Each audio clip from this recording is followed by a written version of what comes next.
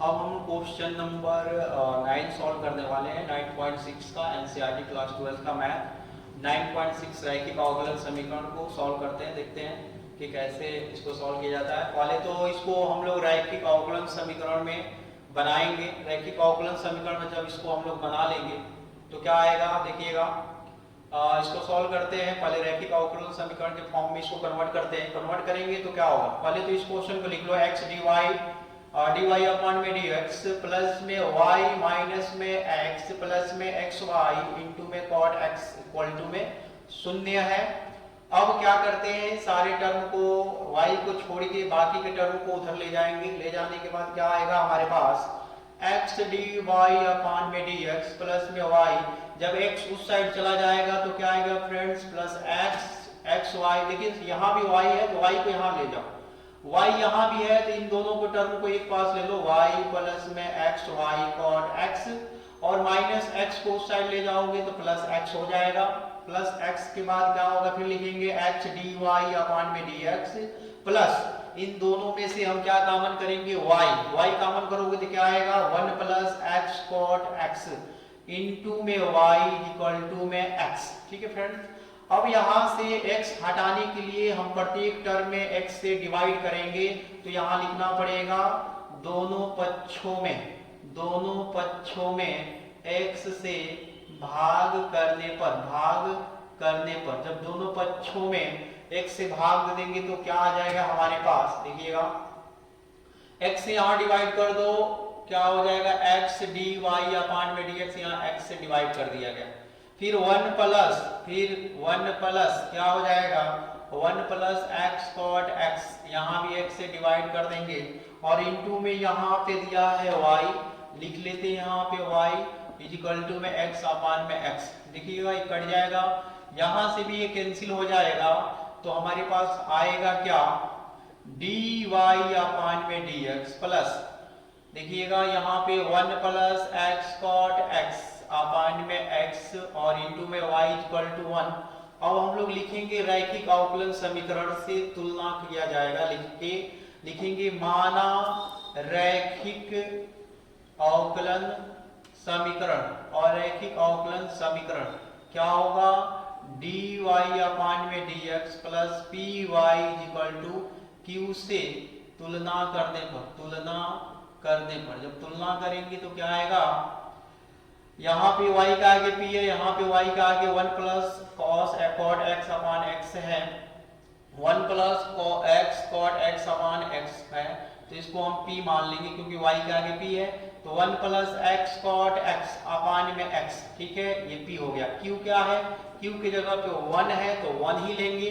अब हम लोग निकालेंगे इंटीग्रेटिंग फैक्टर क्या है e पे power integration of p dx, integrating factor equal to e पे पावर p का मान क्या है 1 plus x cot x upon में x इंटू में dx। अब इनका हम लोग अच्छे से समाकलन कर लेते हैं, क्या आ जाएगा यहाँ पे integrating factor equal to e पे पावर, प्रत्येक का हर अलग अलग कर लेंगे तो क्या हो जाएगा 1 अपॉन x यहाँ पे क्या होगा x cot x अपॉन में x, ब्रैकेट लगा लेंगे यहाँ dx, देखो x से x कैंसिल हो जाएगा, वहां पे हमारे पास आएगा क्या integrating factor equal to e पे पावर 1 प्लस x प्लस में cot x इंटू में dx। अब इनका समाकलन हम लोग डायरेक्ट लगा लेते हैं, लगाने के बाद आएगा क्या integrating factor equal to e पे पावर ब्रैकेट में 1 अपॉन x का समाकलन होता है log x और cot x का समाकलन होता है log sin x।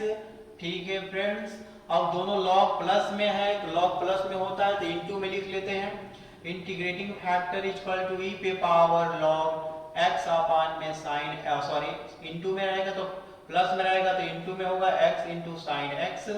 और किसी भी e के पावर log होता है, e के पावर अगर log होगा तो log हट जाएगा, आएगा क्या integrating factor equal to x sin x। ठीक है, इंटीग्रेटिंग फैक्टर हो गया। अब हम एक समीकरण लिखेंगे जिसके द्वारा हम लोग रैखिक अवकलन समीकरण को सॉल्व करेंगे, जिसका नाम है y इंटू में integrating factor equal to integration of i f into में q dx प्लस में c।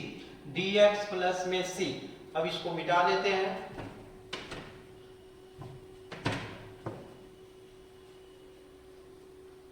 तो हमारे पास आएगा क्या, इसको मिटा लेते हैं कि q की मान की जरूरत है तो q को छोड़ देते हैं क्योंकि q की आवश्यकता पड़ेगी।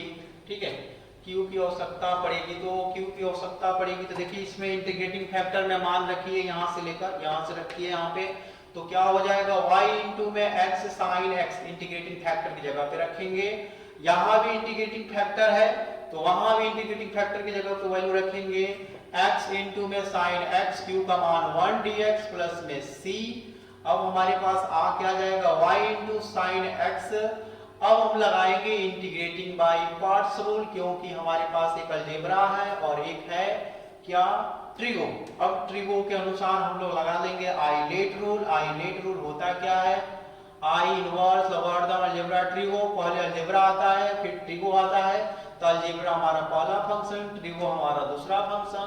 तो लिखेंगे integrating by parts, integrating by parts rule. क्या होता है इंटीग्रेटिंग बाय पार्ट्स रूल, देखिएगा y इंटू साइन एक्स तो लिखेंगे ही, जो पहला फंक्शन है उसको बाहर लिख लेते हैं, जो सेकेंड फंक्शन है उसका समाकलन करते हैं, फिर हम लोग लगाते हैं होल इंटीग्रेशन, माइनस लिख के होल इंटीग्रेशन, फिर ब्रैकेट में डी अपॉन dx, जो पहला फंक्शन है उनका अवकलन करते हैं, फिर जो सेकेंड फंक्शन है उनका फिर समाकलन करते हैं, फिर ब्रैकेट बंद कर लेते हैं, dx प्लस में एक c कांस्टेंट यूज कर लेते हैं, और यहाँ पे आ जाएगा y into sine x is equal to, sine का समाकलन पता होना चाहिए, माइनस कॉस x होता है।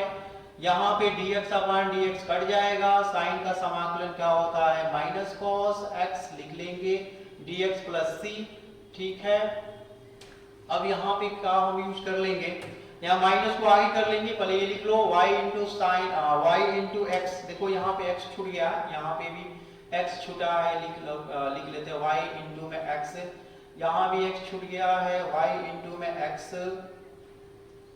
y इंटू में x साइन x है, यहाँ भी छूटा है y into x sine x। ठीक है, अब देखिए तो माइनस को आगे कर लेंगे, यहाँ पे हो जाएगा x साइन x, माइनस को आगे करेंगे यहाँ से तो क्या हो जाएगा माइनस में x cos x, यहाँ पे माइनस माइनस प्लस हो जाएगा तो integration of cos x dx plus में c, और यहाँ पे क्या होगा y x इंटू में sine x minus x cos x।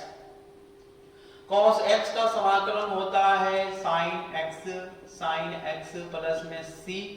अब इसको हम लोग आंसर बनाएंगे कैसे, x साइन x को डिवाइड कर देंगे प्रत्येक टर्म में, डिवाइड करोगे तो क्या आएगा y इक्वल टू माइनस में x cos x, प्रत्येक टर्म में x साइन x से डिवाइड कीजिए, साइन x अपान में x साइन x प्लस में c अपान में x साइन x।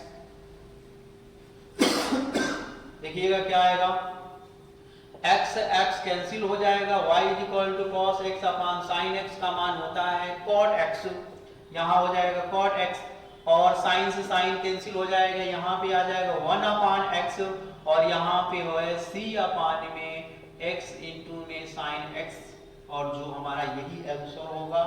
ठीक है फ्रेंड्स, अगर वीडियो पसंद आए तो लाइक और सब्सक्राइब जरूर कीजिए।